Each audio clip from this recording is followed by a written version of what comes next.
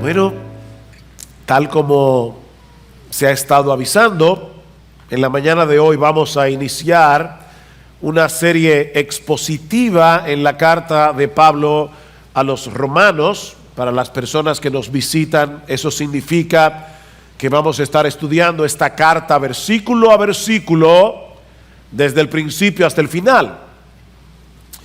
Y francamente, esto es algo que hacemos con mucho entusiasmo, es decir, comenzar una serie en la carta a los romanos. Honestamente, había deseado hacerlo hace mucho tiempo y no me atreví a hacerlo. Es algo que comenzamos con mucho entusiasmo, pero al mismo tiempo con mucho temor y temblor. La carta de Pablo a los romanos es el Everest del Nuevo Testamento. Es el pico más alto del Nuevo Testamento y de las cartas de Pablo en manera particular. Es la carta magna del Nuevo Testamento. Es imposible tener un conocimiento preciso del Evangelio y sus implicaciones sin una comprensión apropiada del contenido de esta epístola. A pesar de no haber sido la primera carta escrita por el apóstol Pablo, probablemente la primera fue Gálatas o Primera Tesalonicenses, esta carta fue colocada en primer lugar. Los evangelios, los hechos, luego comienzan las cartas, y la primera precisamente es la carta de Pablo a los romanos, y no solo por ser la más larga, sino también por la enorme importancia doctrinal y práctica de esta epístola. La carta a los romanos, en la providencia divina, ha jugado un papel fundamental en la propagación del Evangelio de Jesucristo a lo largo de toda la historia de la iglesia. Para Crisóstomo, que fue probablemente el más grande predicador de la iglesia en el siglo IV, la carta a los romanos era tan importante en su vida y ministerio que él hizo el compromiso de leerla a través de toda su vida por lo menos 2 veces a la semana. Crisóstomo decía que Romanos es indiscutiblemente el compendio más complejo y profundo de todas las verdades sagradas más fundamentales de la Biblia. Martin Lloyd-Jones, mi héroe, que se pasó 16 años estudiando Romanos y no terminó, le dio un infarto en Romanos 15:17 y no terminó la carta. No murió, pero se retiró del ministerio y por eso no pudo seguir. No se preocupen, yo no voy a estar 16 años estudiando Romanos, pero Martin Lloyd-Jones decía que esta carta es el escrito más profundo que existe. El escrito más profundo que existe. Fue la carta a los romanos el medio que el Señor usó para traer a salvación a Agustín de Hipona, uno de los teólogos más influyentes que ha tenido la iglesia a través de la historia, hasta el día de hoy. Fue la carta a los romanos que Dios usó para convertir a Martín Lutero. Su conversión al cristianismo se debió primariamente a su entendimiento de Romanos capítulo 1, versículos 16 y 17, porque en el Evangelio la justicia de Dios se revela por fe y para fe, como está escrito: el justo por la fe vivirá. De hecho, podemos decir sin lugar a dudas que la reforma protestante del siglo XVI no fue otra cosa que la consecuencia de un entendimiento más claro y profundo de la carta a los romanos. Martín Lutero decía que todo cristiano debería aprenderse la carta a los romanos de memoria y debería leerla todos los días, como el alimento del alma, todos los días. William Tyndale, el que tradujo la Biblia al inglés a principios del siglo XVI durante el reinado de Enrique VIII, dijo una vez que ningún hombre puede leer esta carta demasiado a menudo o estudiarla demasiado bien. Cuanto más se estudia, más fácil resulta comprenderla. Cuanto más se mastica, más deleitosa viene a ser. Y mientras más se profundiza, más cosas preciosas encontramos en ellas. Eso decía Tyndale. Juan Calvino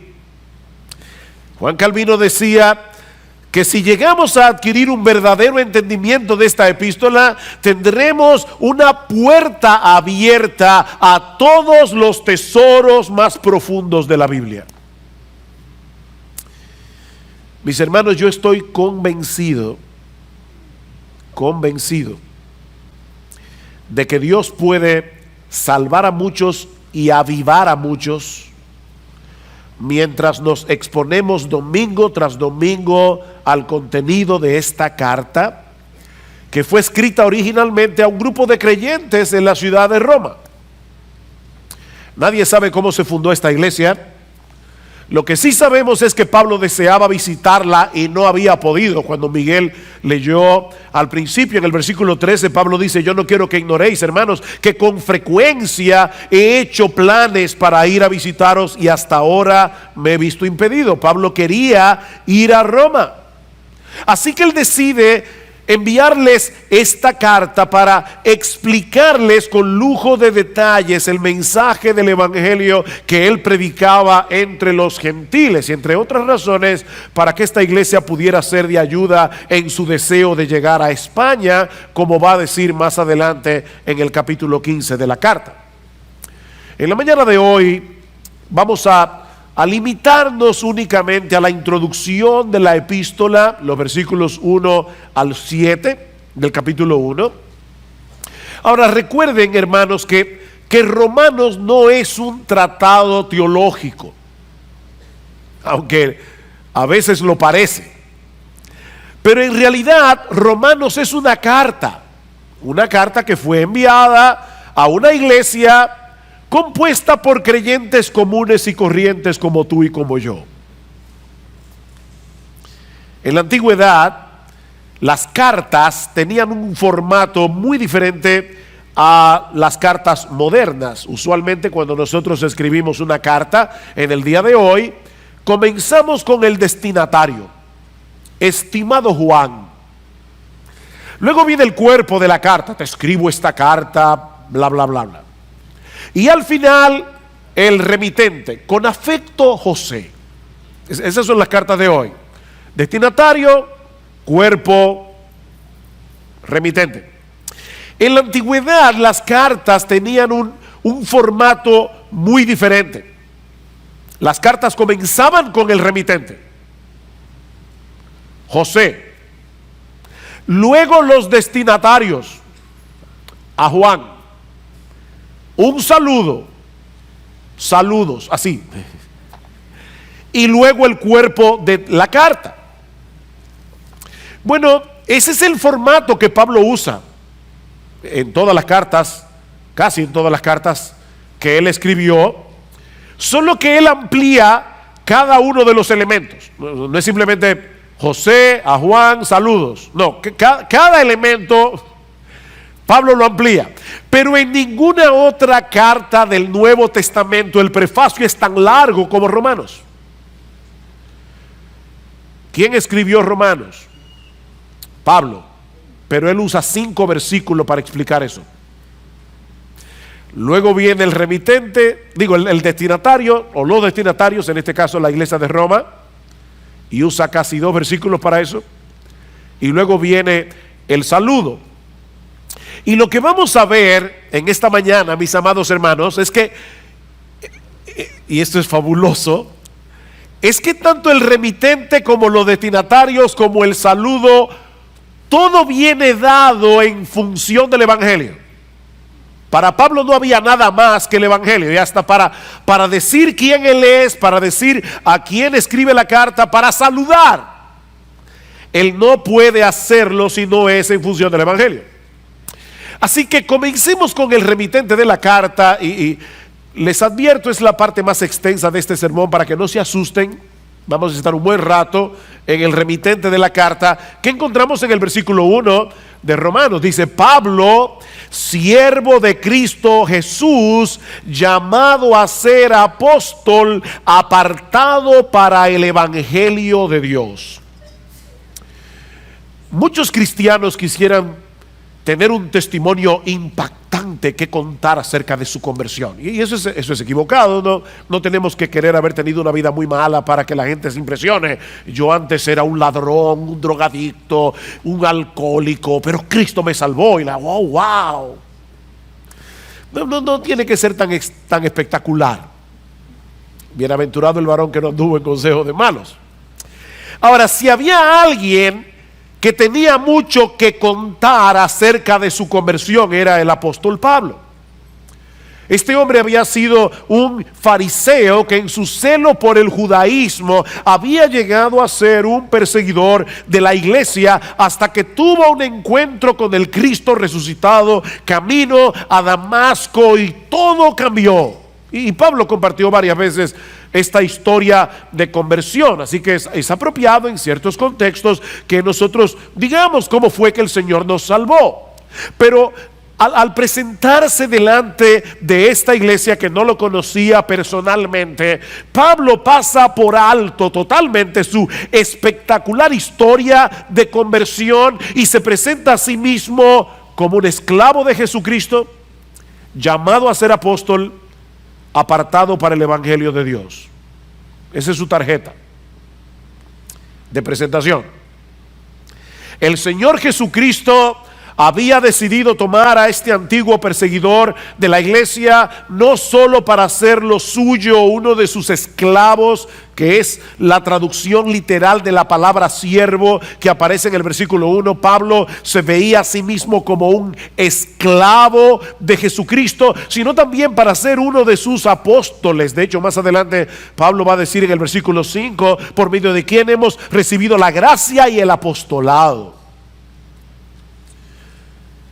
Los apóstoles de Cristo son hombres escogidos por Jesús, que habiendo sido testigos oculares de su resurrección, fueron comisionados por él para hablar en su nombre y poner el fundamento de la iglesia, dice Pablo en Efesios capítulo 2, versículo 20. Así que toda iglesia cristiana verdadera es apostólica. Nosotros somos apostólicos, somos evangélicos, católicos, apostólicos y evangélicos, no romanos.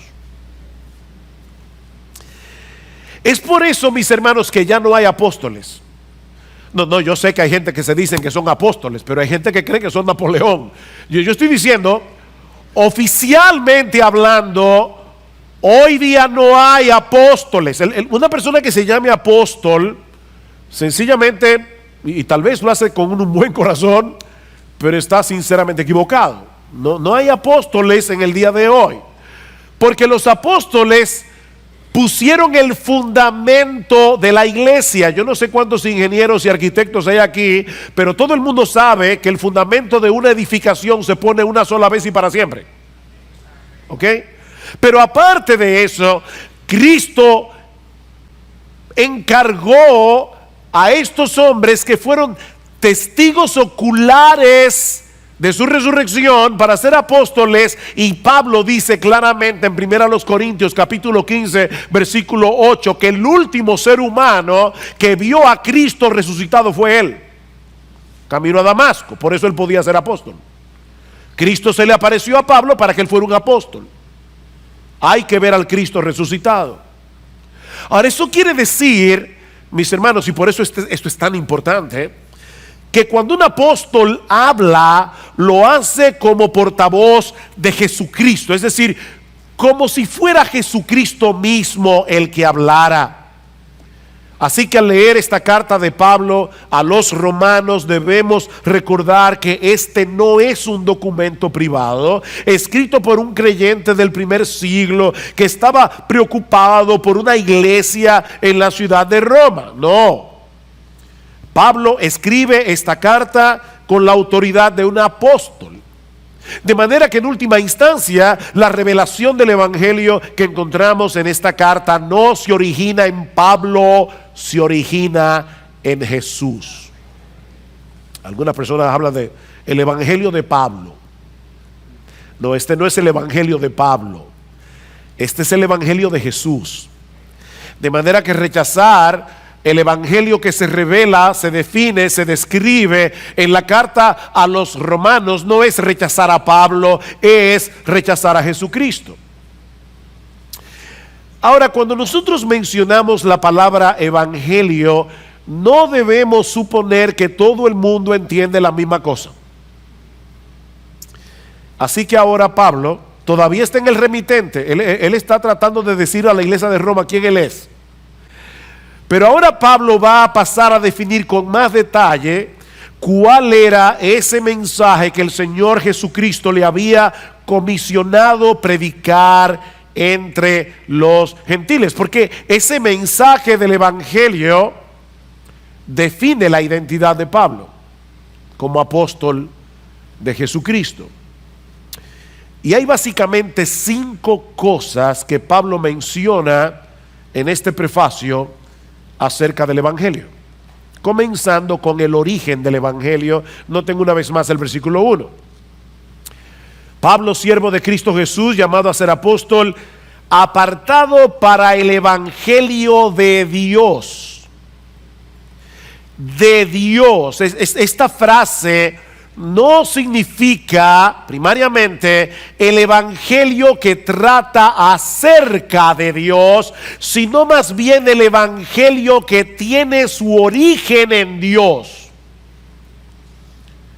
Ningún hombre tiene derecho a decidir cuál es la manera en que nos vamos a reconciliar con Dios. Recuerden que en esta ecuación Dios es el ofendido y Dios es Dios. Así que tenía que ser Dios el que estableciera el protocolo a través del cual nosotros podemos reconciliarnos con Él y acercarnos a Él. Por eso Pablo habla de el evangelio, no de un evangelio. En el Nuevo Testamento siempre se habla de el evangelio porque solo hay uno. Un evangelio, el único que hay. La palabra evangelio significa buenas noticias. Bueno, mis hermanos, amigos que nos visitan, de todas las buenas noticias que tú pudieras recibir a lo largo de tu vida, no hay una buena noticia que sea más buena noticia que la buena noticia del evangelio.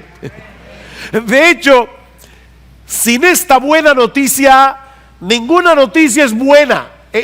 La buena noticia del evangelio es lo que hace bueno cualquier otra cosa.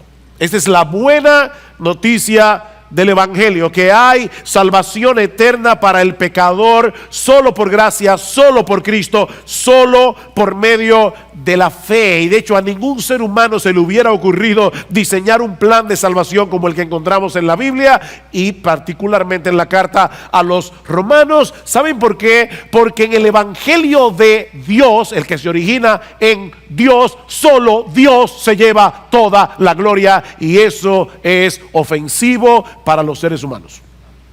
Decía Agustín de Hipona: al hombre le resulta ofensivo que Dios sea Dios. Y en el evangelio que se revela en el Nuevo Testamento y de manera particular en la carta de Pablo a los romanos, no hay un solo motivo para que el hombre sea exaltado. El único que merece la gloria es Dios. Este es el evangelio de Dios.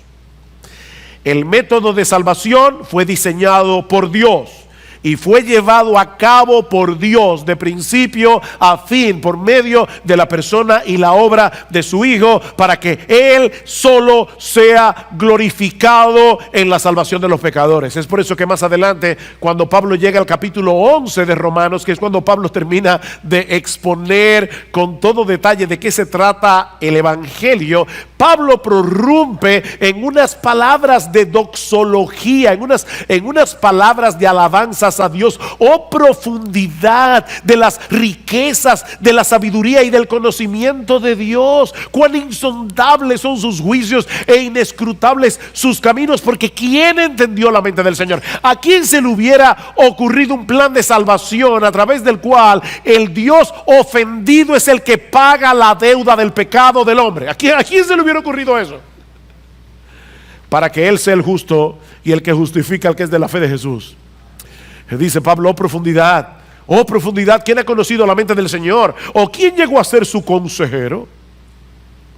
¿O quién le ha dado a Él primero para que se le tenga que recompensar?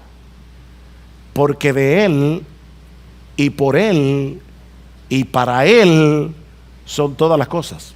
A Él sea la gloria por los siglos. El evangelio se origina en Dios. Pero vemos también aquí en este prefacio, y todavía estamos en el remitente, recuerden, la continuidad del evangelio. Versículo 2: que Él es Dios, que Él ya había prometido por medio de sus profetas en las Santas Escrituras. El evangelio que Pablo predicaba, el evangelio que encontramos en todo el Nuevo Testamento, es el mismo evangelio que comenzó a ser revelado en el huerto del Edén. No hay otro evangelio. Tan pronto Adán y Eva se rebelaron contra Dios, Él prometió enviarles un Salvador que habría de rescatarlos del pecado y de todas las consecuencias del pecado. Esa es la promesa que se va desarrollando a través de todo el Antiguo Testamento. Y todos los creyentes del antiguo pacto se salvaron porque pusieron su confianza en esa promesa.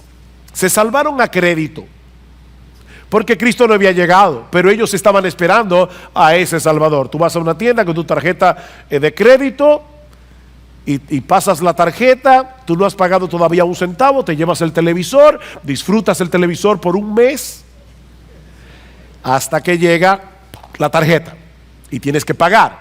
Bueno, todos los santos del Antiguo Testamento, no quiero ser irreverente, pero se salvaron porque Dios fue pasando la tarjeta por cada uno de ellos, y el deudor era Jesucristo.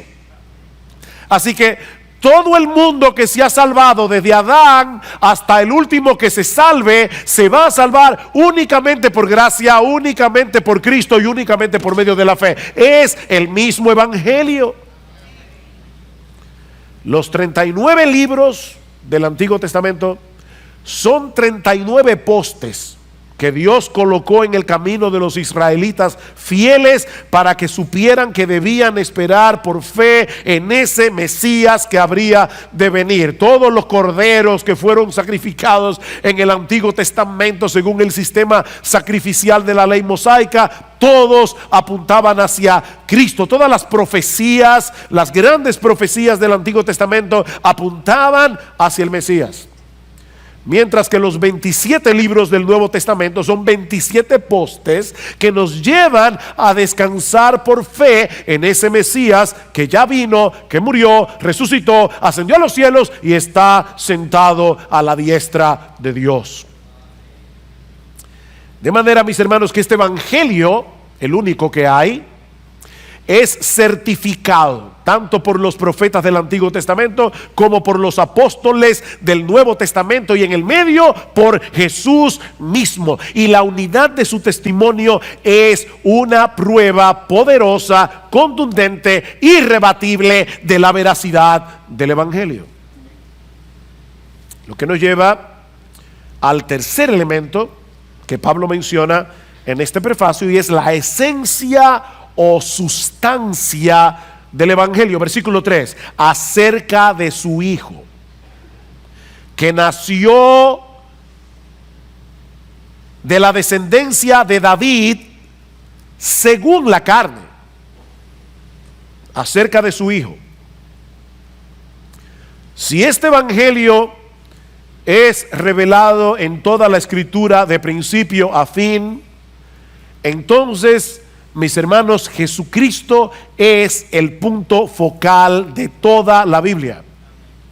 porque Él es la esencia o sustancia del Evangelio. Jesucristo es el Evangelio. Dios no envió un plan para salvar al hombre. Él envió a una persona. A una persona. Y eso diferencia al cristianismo de todas las religiones del mundo.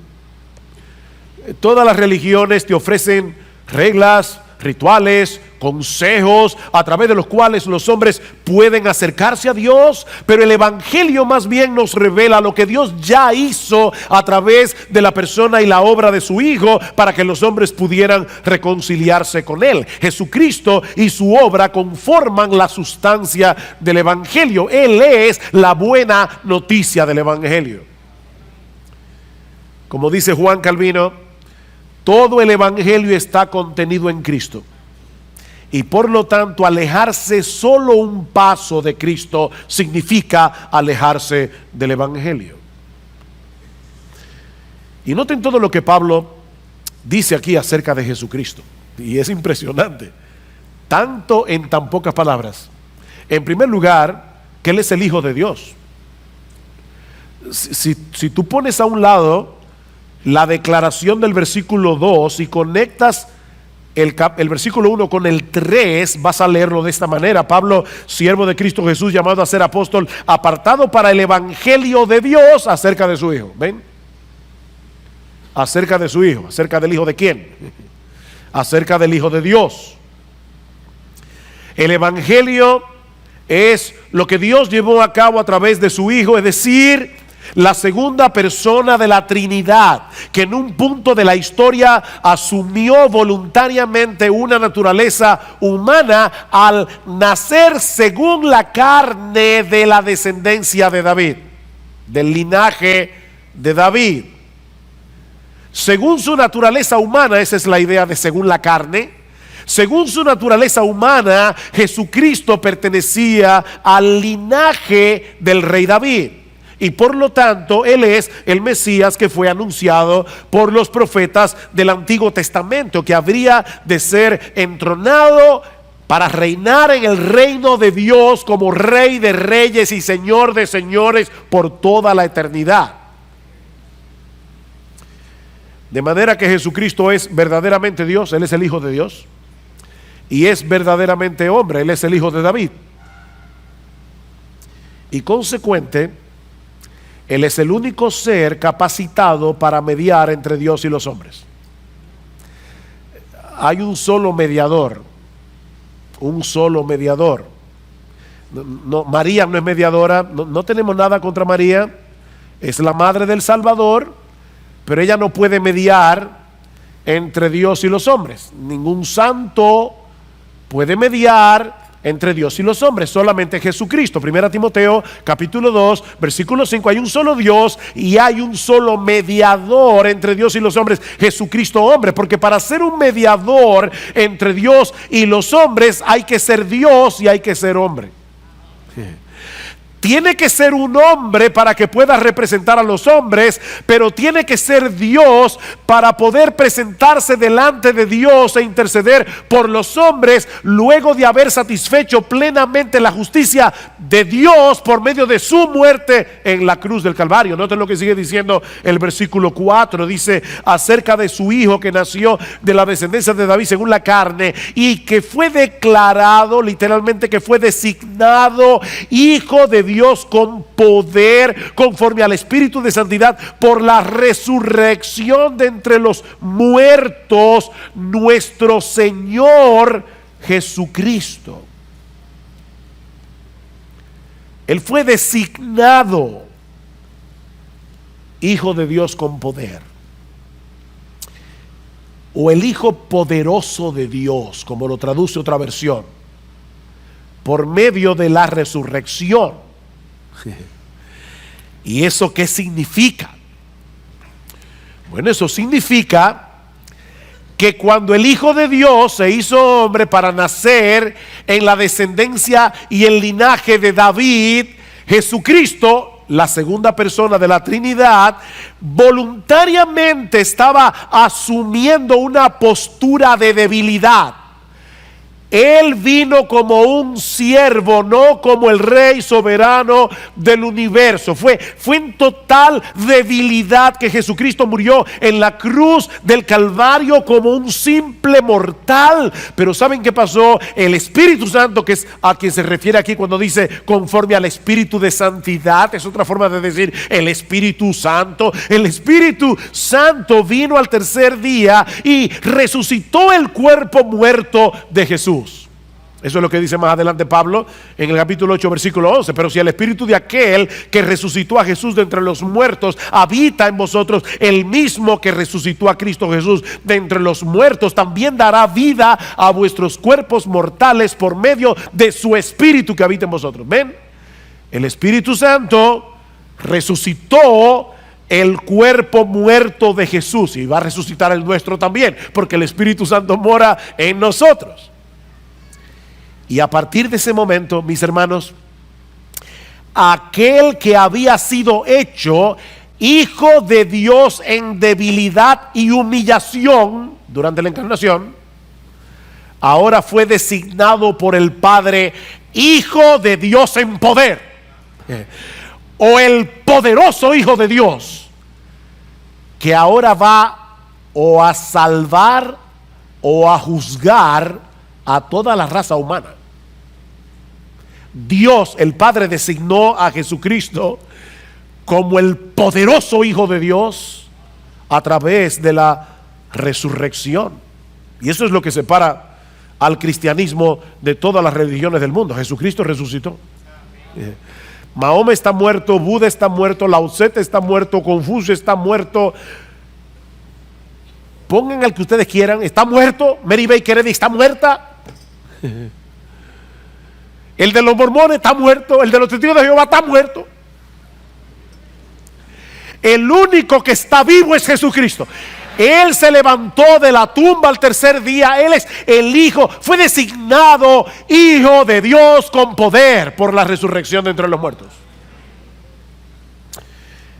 De ahí el otro elemento que Pablo menciona en el prefacio. Y recuerden, este es el remitente. Pablo está simplemente diciendo quién fue que escribió la carta. Ya vimos el origen del Evangelio, la continuidad del Evangelio, la esencia del Evangelio. Veamos ahora la amplitud universal del Evangelio. Versículo 5, por medio de quien hemos recibido la gracia y el apostolado para promover la obediencia a la fe entre todos los gentiles por amor a su nombre. Entre todos los gentiles o entre todas las naciones. Pablo vuelve a mencionar su apostolado como una gracia misericordiosa que él recibió del mismo Cristo a pesar de haber sido un perseguidor de la iglesia. Pero él ahora quiere definir con más precisión de qué se trata este apostolado que él recibió de Jesús, para promover la obediencia a la fe entre todos los gentiles. Jesucristo no vino a salvar a ninguna raza particular de seres humanos. Él es el único que puede dar salvación a cualquier pecador, independientemente de su cultura, independientemente de su nacionalidad. Yo soy el camino y la verdad y la vida. Nadie viene al Padre sino por mí. El apóstol Pedro dice en Hechos capítulo 4 versículo 12 que en ningún otro hay salvación. En ningún otro hay salvación, porque no hay otro nombre bajo el cielo dado a los hombres en el cual podamos ser salvos. No importa si nació en República Dominicana, no importa si nació en Corea del Norte, no importa si nació en Arabia Saudita, hay un solo nombre a través del cual los hombres pueden ser salvos, y es Jesucristo. Y es por eso que el Señor le encargó a Pablo de manera particular que llevara ese mensaje del Evangelio a los gentiles, es decir, a los que no son judíos de nacimiento. Por supuesto, Pablo no iba a dejar de predicarle el Evangelio a un judío por el hecho de ser judío. Pero lo que él está diciendo aquí es que su tarea primordial era llevar el mensaje de salvación a los gentiles, y me llama mucho la atención la manera como Pablo explica esto, dice, para promover la obediencia a la fe. En otras palabras, para promover el tipo de obediencia que surge o emana de la fe.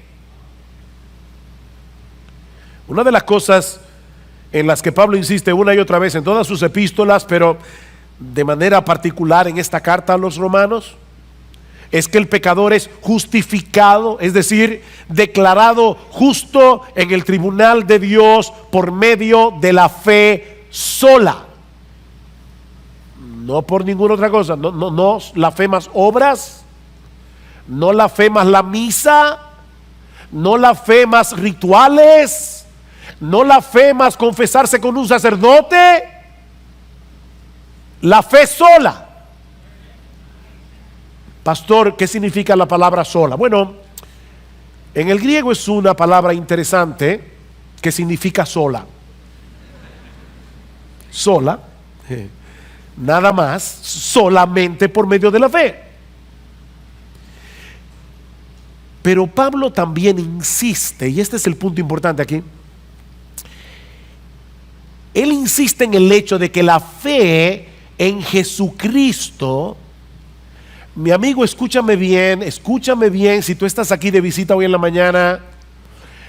Pablo y todo el Nuevo Testamento insiste en el hecho de que la fe en Jesucristo necesariamente implica un sometimiento voluntario al señorío de Jesús. Por eso tanto en el versículo 5 como en el 4 como en el versículo 7 Pablo se refiere a Jesús en esta carta como Señor. Él es Señor. Y de hecho por eso es que Pablo se presenta a sí mismo como un esclavo, porque Él es el Señor. Y eso no es exclusivo de Pablo. No es que Pablo era esclavo de Jesús y nosotros los otros cristianos no. No, hermanos, esa es la condición de todo aquel que ha creído de verdad en Jesucristo, porque Él es el Señor. Mira, mi amigo, déjame decirte algo muy importante. A final de cuentas, todos aquí somos esclavos de alguien. Aquí no hay nadie que no sea un esclavo, pero somos esclavos de diferentes amos. O somos esclavos del pecado, o somos esclavos de Jesús. No hay una tercera opción. Escucha lo que dice Pablo en Romanos capítulo 6. ¿No sabéis que cuando os presentáis a alguno como esclavos para obedecerle, sois esclavos de aquel a quien obedecéis, ya sea del pecado para muerte o de la obediencia para justicia? Tú eres esclavo del amo al que tú obedeces. Si eres esclavo del pecado, vas a obedecer al pecado. Si eres esclavo de Cristo, vas a obedecer a Cristo, no perfectamente, pero sí sinceramente. Y a la luz de esa realidad, yo te pregunto, ¿quién es tu amo? Y esta pregunta es para todos, aún para aquellos que son miembros de IBCJ. ¿Quién es tu amo? Porque somos esclavos de alguien.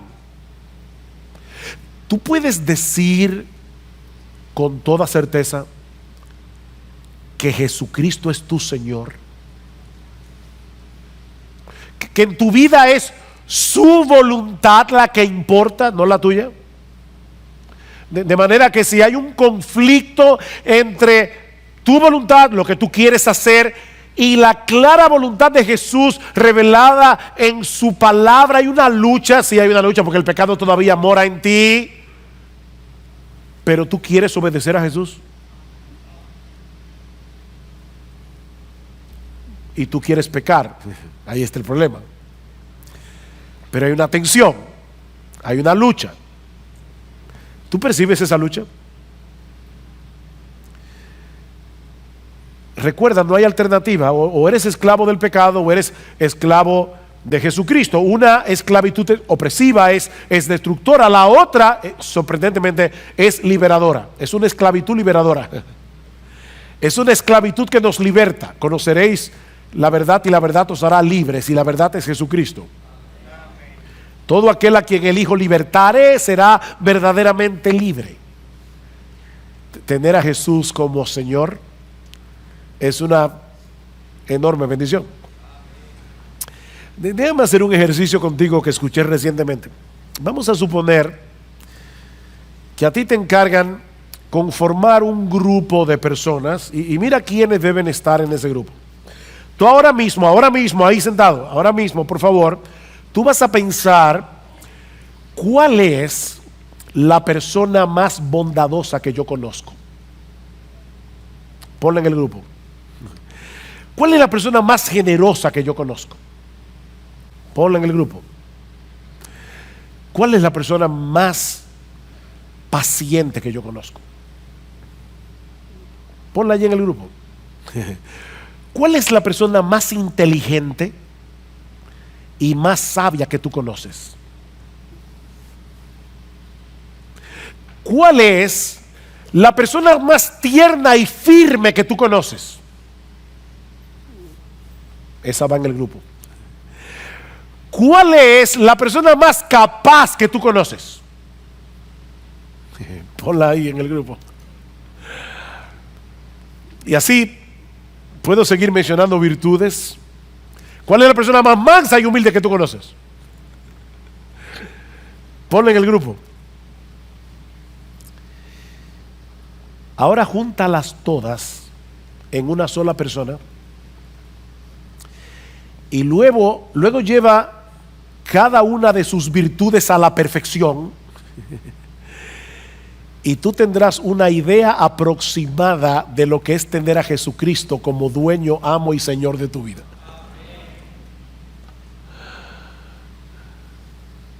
Él es indescriptible. Mira, déjame decirte algo. A ti que eres esclavo del pecado, tú crees que tú eres libre, pero tú eres un esclavo. Lo que pasa es que el pecado opera a través de tus propios deseos y te engaña, y él te hace creer. Eres tú el que toma la decisión, pero porque eres un esclavo. Tú eres un esclavo, tú eres un esclavo.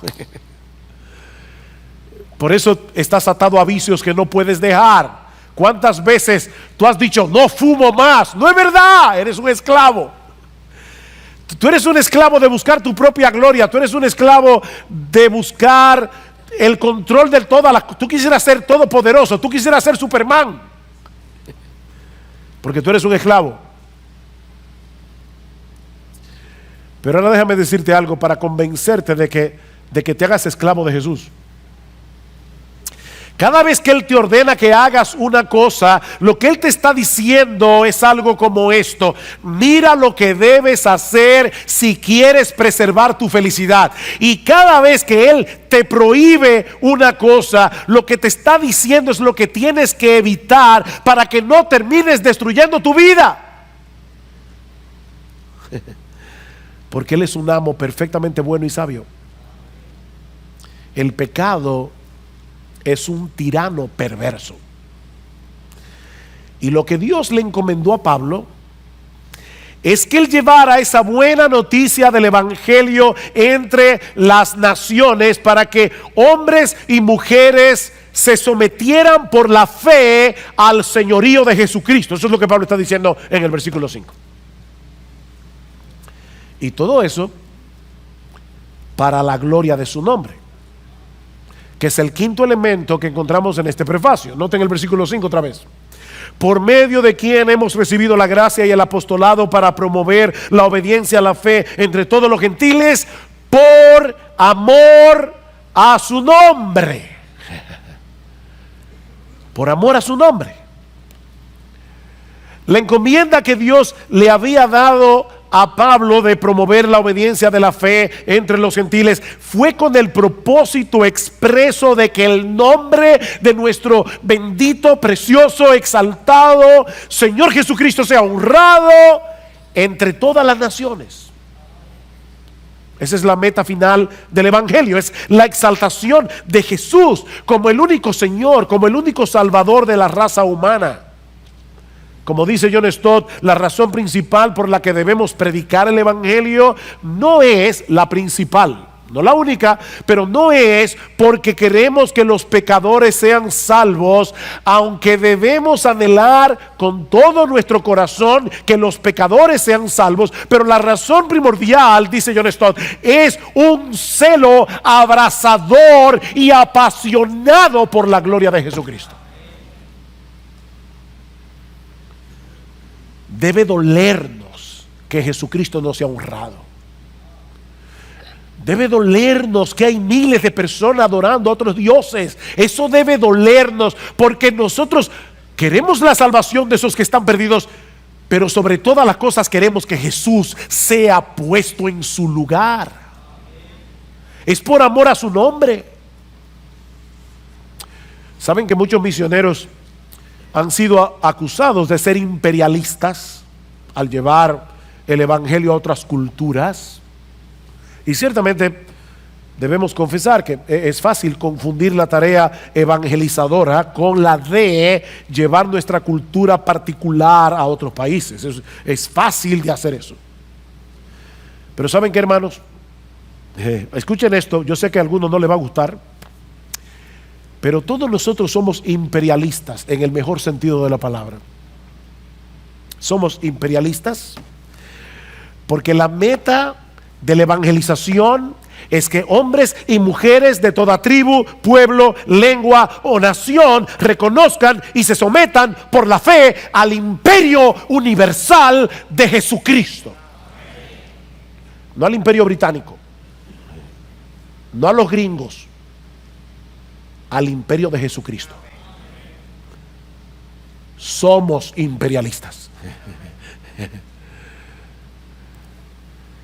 Esa debiera ser la pasión dominante de nuestras almas, el honor y la gloria de nuestro Rey. Ahora, todo lo que hemos dicho hasta aquí es el remitente de la carta. Esta es la presentación que Pablo hace de sí mismo para darse a conocer a la iglesia en Roma. Pero Pablo ahora va a decirnos a quién está dirigida la carta. Y así como nosotros vimos, y no se preocupen, estos dos puntos son más breves, claro. Así como nosotros vimos que el Evangelio define a Pablo, el Evangelio define a sus destinatarios. Noten el versículo 6. Dice, por amor a su nombre, entre los cuales... Aquí está el destinatario. Estáis también vosotros, llamados de Jesucristo, a todos los amados de Dios que están en Roma, llamados a ser santos. Esos son los destinatarios. Pablo dice tres cosas aquí de estos creyentes que están en Roma. Fueron llamados por Jesucristo porque eran amados de Dios con la finalidad de que fueran santificados. Estos hombres y mujeres habían llegado a ser cristianos porque Jesucristo mismo los había llamado a través de la predicación del Evangelio con un llamamiento eficaz. El Señor dice en Juan capítulo 10 que sus ovejas escuchan su voz y por eso vienen a Él. Pero Pablo aclara en la carta a los romanos que esa voz de Cristo no viene directamente desde el cielo, sino a través de la predicación del Evangelio. ¿Cómo oirán sin haber quien les predique? Porque la fe viene por el oír y el oír por la palabra de Dios. La fe viene por el oír la voz de Jesús, que es oída a través de la predicación de su palabra. ¿Y cuáles son esas ovejas que sin lugar a dudas responderán al llamado del evangelio en arrepentimiento y fe? Jesucristo dice: aquellas que el Padre me dio, dice Jesús en Juan 10, mis ovejas oyen mi voz y yo las conozco y me siguen, y yo les doy vida eterna y jamás perecerán y nadie las arrebatará de mi mano. Escuchen, mi Padre que me las dio, mi Padre que me las dio es mayor que todos y nadie las puede arrebatar de la mano de mi Padre. Estas ovejas fueron elegidas por el Padre desde antes de la fundación del mundo, como dice Pablo en Efesios 1, simplemente porque Dios las amó.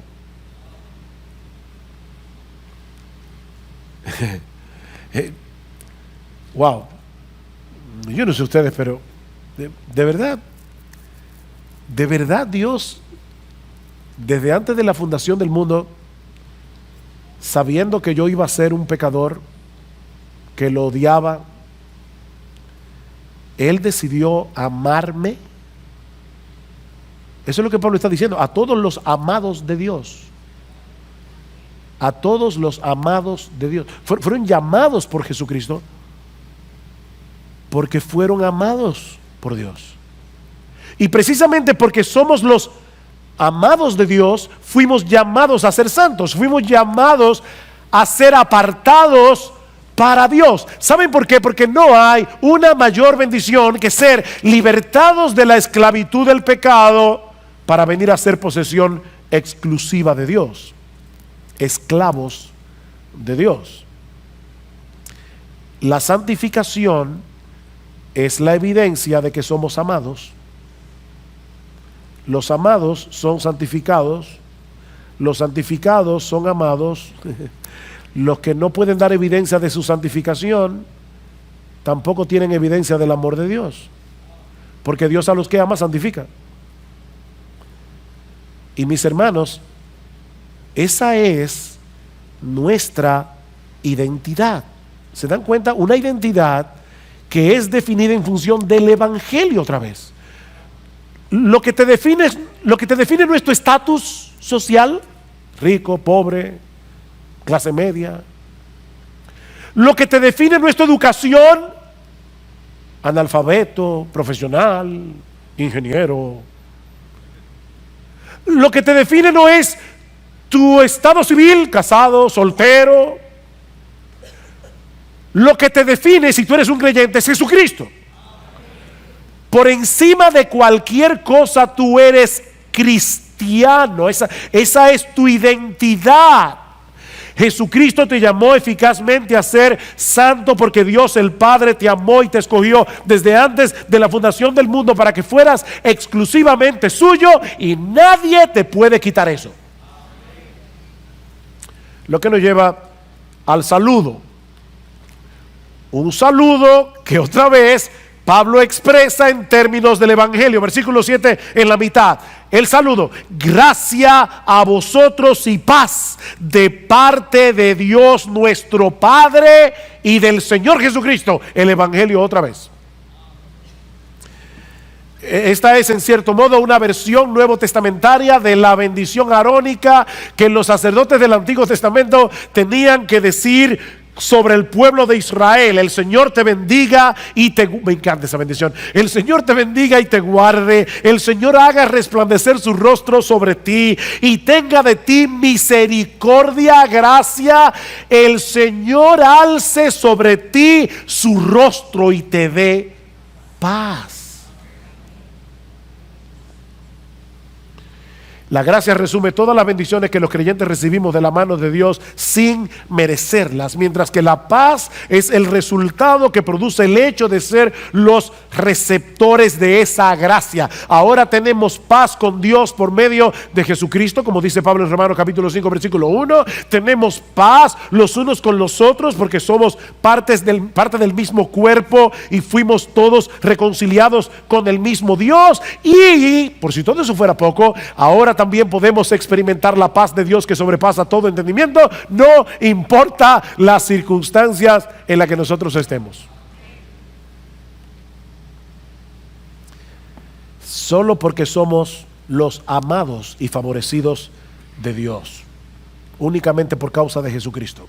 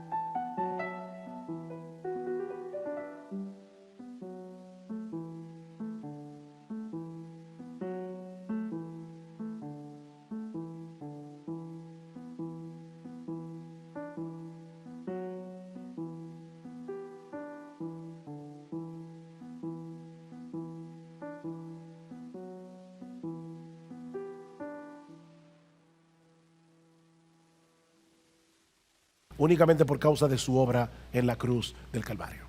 Hermanos, así introduce Pablo este monumental tratado del Evangelio, dirigido a un grupo de creyentes, como decíamos al principio, hombres y mujeres ordinarios, como tú y como yo. Esta carta no fue dirigida a un grupo de teólogos que se estaban preparando en un seminario para ser pastores. No, hermanos, lo que Pablo nos revela en esta carta por inspiración del Espíritu Santo es lo que Jesucristo, tu Señor, tu Salvador, quiere que tú sepas acerca del Evangelio. Eso es lo que tú y yo necesitamos entender acerca del Evangelio. Porque fuera de ese Evangelio no hay salvación para nadie. Y fuera de ese Evangelio no hay crecimiento espiritual para nadie. Este es el Evangelio que salva y santifica. Es mi oración al empezar esta serie, que el Señor ilumine los ojos de nuestro entendimiento en la medida en que nos exponemos cada semana al contenido de esta carta. Que muchos sean salvados por el poder de su palabra predicada, y que entre los creyentes de esta iglesia de verdad Él obre un avivamiento. Un avivamiento. Un avivamiento de piedad, un avivamiento de santidad, un avivamiento de gozo, un avivamiento de obediencia, un avivamiento de gratitud. Mientras crecemos en nuestro entendimiento de nuestra identidad en Cristo y en el Evangelio que define esa identidad. Mientras contemplamos con asombro todo lo que Dios nos ha dado solo por gracia, solo por Cristo, solo por medio de la fe, para que solo Él reciba toda la alabanza, la honra y el honor, porque de Él y por Él y para Él son todas las cosas. A Él sea la gloria por siempre. Amén.